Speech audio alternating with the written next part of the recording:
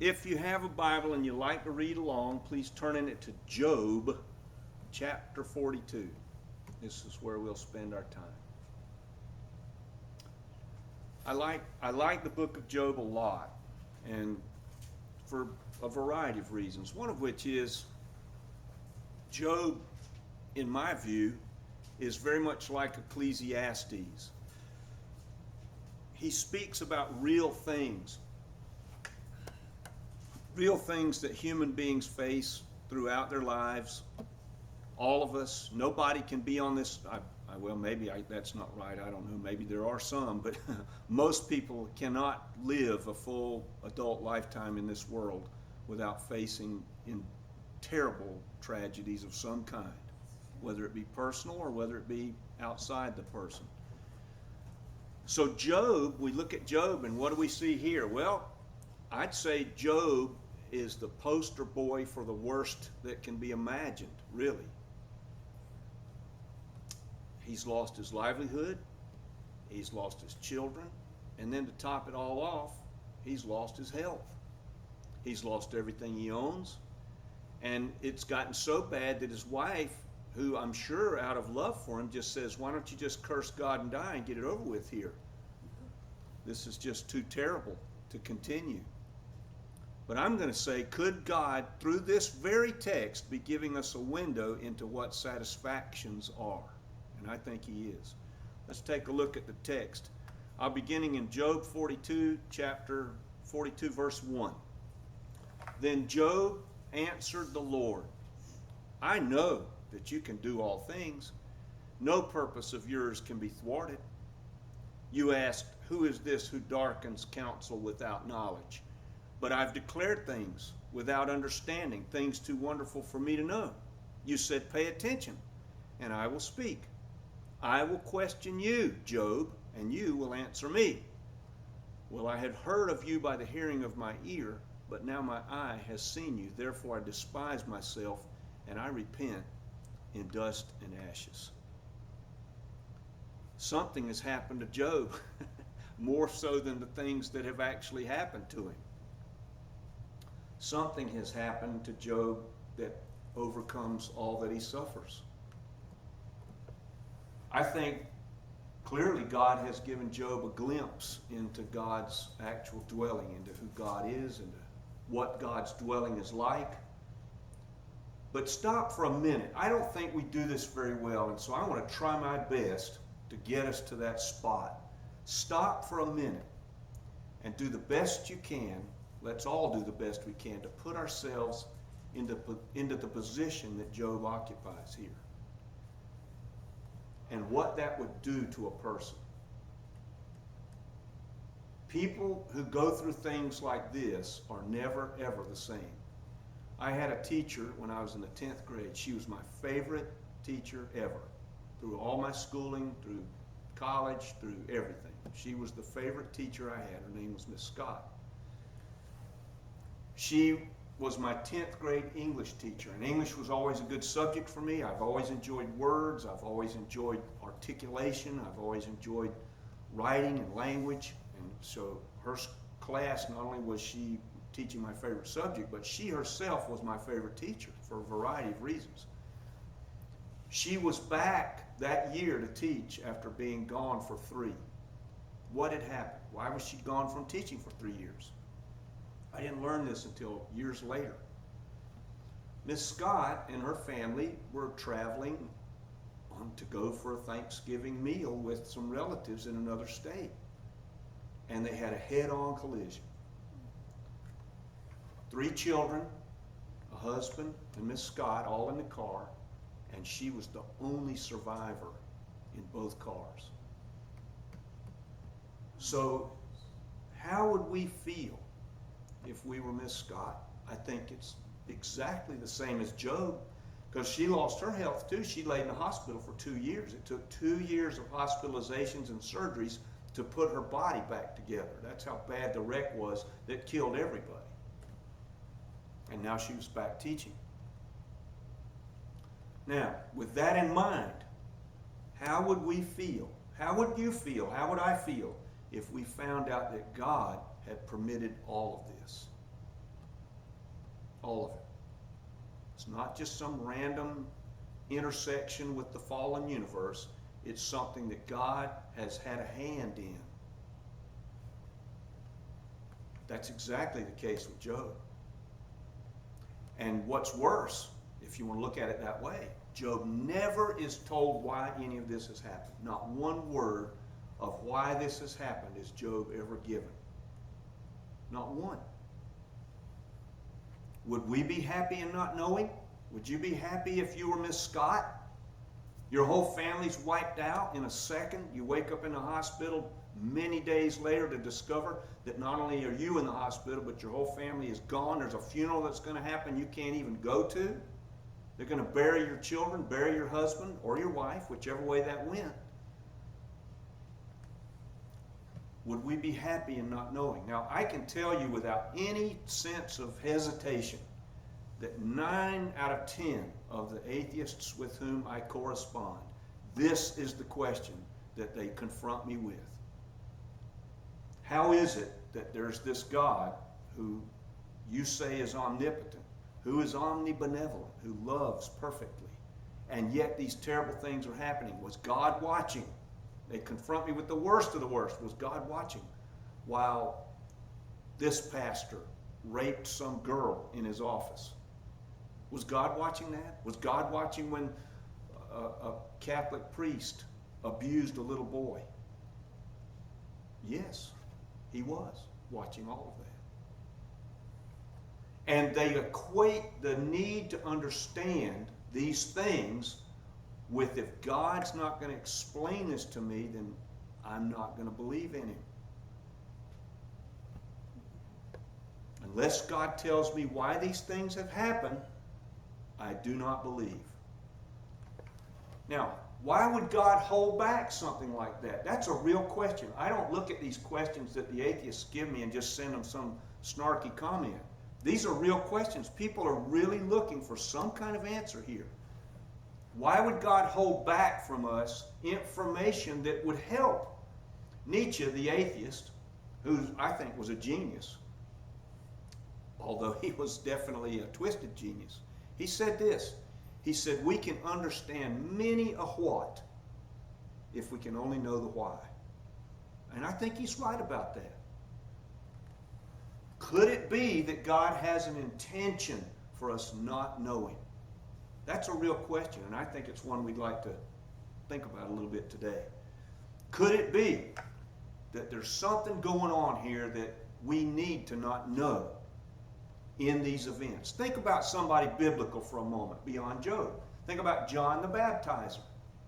There's a person who is in a predicament, not of his own choosing. He wouldn't choose.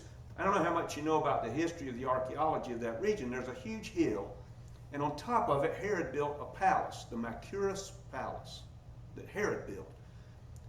That we've dug it up. We know what was there. We've got the ruins, the outline of all the walls, and underneath it was the prison. Think about John the Baptizer. Who was John? He was an outdoorsman, if ever there was one. Bear Grylls has nothing on John the Baptist. John lived outdoors. He slept under the stars. He had no home. He ate, lived off the land, locusts and wild honey. And now he's in this hole where he can't see the daytime, he can't see the sunshine, he can't feel the wind on his face. He's likely, if in most first century prisons, you were chained to the wall, so everything your body does is right there with you 24/7. Inadequate food, inadequate water. They did not put people in prison to punish them. They put them in there to be held until they were punished. That's what prisons were for in the first century Roman Empire. And John is looking at, he's heard of Jesus. He baptized him, right? Remember what he said?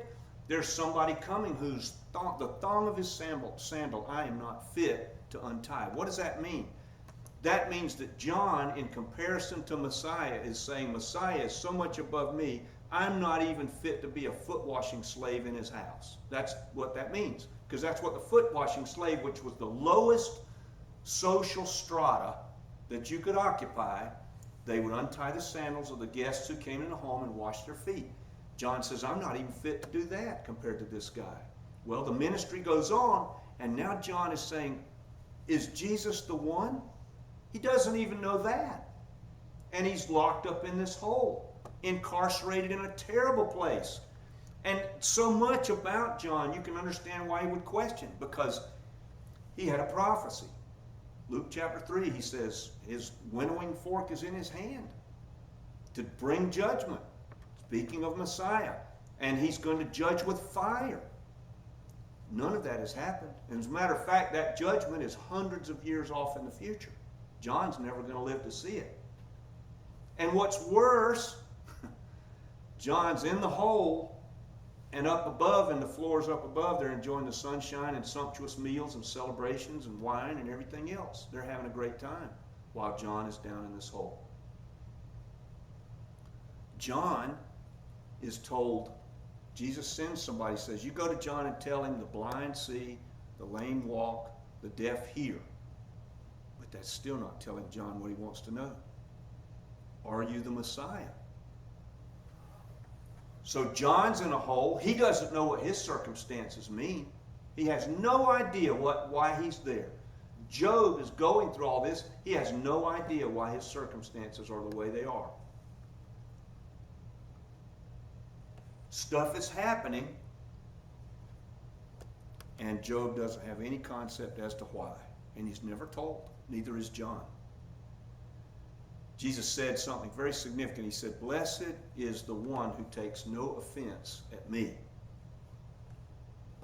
There was a question being asked about the allegiance that the followers, people who were following Jesus around. Why should we continue following you? Why?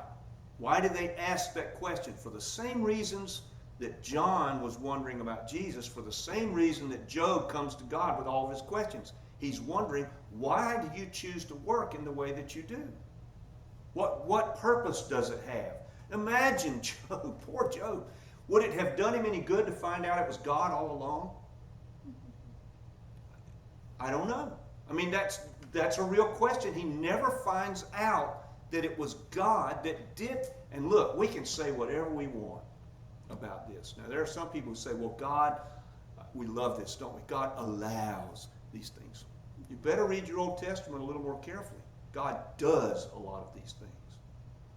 Actively brings them on. The Assyrians came. They did terrible things to the Jews. God brought the Assyrians. The Babylonians came. They did terrible things to the Jews. God brought the Babylonians. God brings calamity when it suits his purpose. So, we come to this kind of question, and you and I don't know about you guys, I know I can say this with certainty, have become, because of the way the world is, we've become kind of cynical about it. I expect to be lied to a lot. I expect it. I watch politicians. I don't care who they are. I expect that they're going to lie to me. And what's weird about that is, I'm okay with it. We go around this world, we walk around expecting to be lied to, and we're kind of okay with it. You watch TV, you watch any advertisement, pick up a magazine, you see an ad for this or that. I'll never forget it. A friend of mine, good friend of mine, solid follower of Jesus. He was kind of athletic. He really enjoyed athletics and sports, tried to stay in shape. One night he couldn't sleep. So he stays up, and this is back when on cable. I don't know what cable's like now. We haven't had it so long, I don't remember. But back then, if you stayed up much past 1 or 2 in the morning, the only thing on TV was what was known as an infomercial. It'd be a 30-minute show that was a commercial. Well, he watched one of these things, and it had a piece of exercise equipment for sale that after he watched the whole 30-minute infomercial, he got up the next morning and said to his wife, I've found it. I have found the thing that's going to put me in the physical condition I want to be in. So he bought one. A couple of years later, it was in a garage sale. Why? Because he got lied to. He was lied to. Friends betray friends. Spouses betray spouses. Children betray their parents. And then we come to the place where we think to ourselves, well, the one place where I'm not going to get any of that is the church. And what do we find? Pastors having affairs. Pastors abusing women in their offices. People of note in the Christian community, Christian musicians, doing all kinds of things that we say, okay, well, you're out of here. You're no longer fit to serve in any of these capacities. Rightly so. But still, the church should be the place where we could find some safety from that. And yet, it doesn't appear that that's the case. You pick up your telephone and you pull up some social media site, and what do you see? What do I see? Smiling faces, people just as happy. They look like a billy goat that's eating stickers. Their grin is from ear to ear. They are absolutely thrilled with life. Everything is great. All the pictures show them happy. It's like Becky and I were watching something last night. We watched a movie, and they had these 3 or 4 commercials before the movie. And I said to her, I said, you know, none of those people in those commercials are our age. They're all real young. They don't need any of those creams and elixirs that they're telling us we need to buy. They don't need any of that stuff. They're all in perfect shape.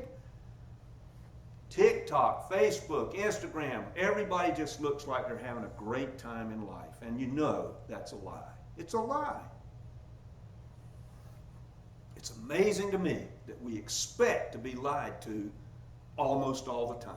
That's just amazing. And yet we go on, we seem okay with it.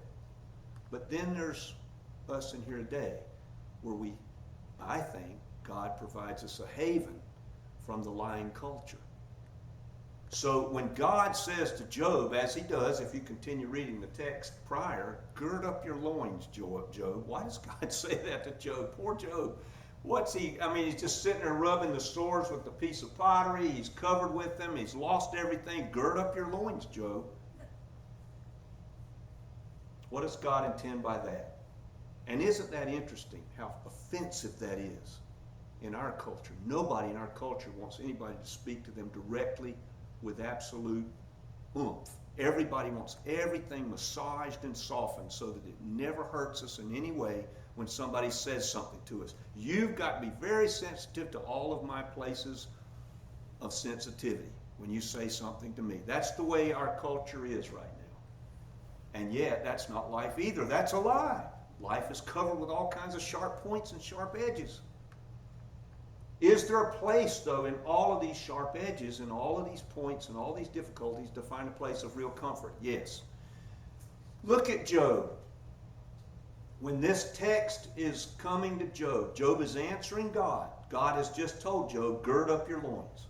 And then he asks Job a whole bunch of questions. Where were you when the earth was formed? Where were you when I told the waters where to stop? Job is in the midst of his pain when God talks to him. And when Job here answers God, he is still in the midst of his pain. None of this has been fixed.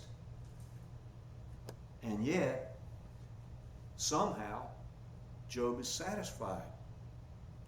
He's satisfied. He's satisfied. What does he say? I've heard of you, but now I've seen you. And he's happy with that. I think about it in terms of, we've got a dog. We got 2 of them, but one of them. This one dog, if I am out of the room for 5 minutes where the dog can't see me anymore, or Becky, and you call this dog and you start to pat the dog, this dog, its whole body bends in the middle with its tail wagging so hard, and it just goes round and around like in a figure-8 pattern between your legs, just wiggling, just incessant. I think to myself, something's going to break here. This dog can't possibly wiggle like this without breaking something. Why? Just because it's me.